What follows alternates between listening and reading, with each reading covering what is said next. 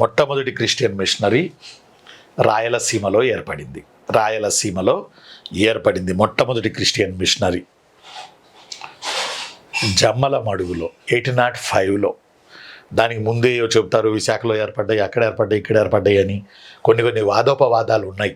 కానీ 1805లో జమ్మల మడుగులో east India company కింద ఉన్న మన ప్లేస్లో జమ్మల మడుగులో ఫస్ట్ క్రిస్టియన్ మిషనరీ ఏర్పడింది. దాని పేరు లండన్ క్రిస్టియన్ మిషనరీ సొసైటీ.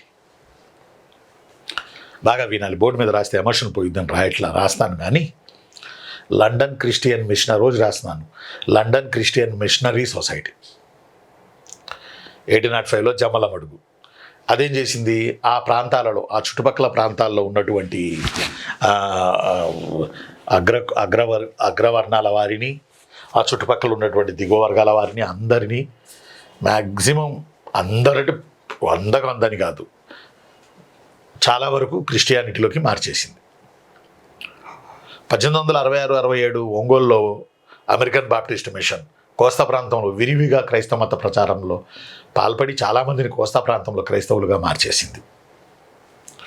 అదేమో ఒంగోలు 1866-67.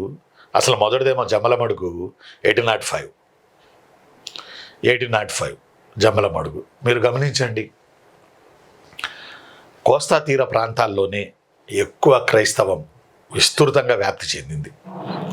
సముద్రాలు ఉన్న ప్రాంతాల్లో, కోస్తా తీర ప్రాంతాల్లో. కారణం ఏంటంటే క్రిస్టియానిటీ మనకి సముద్రాల నుంచే వచ్చింది, సముద్రాల వైపు నుంచే వచ్చింది క్రిస్టియానిటీ.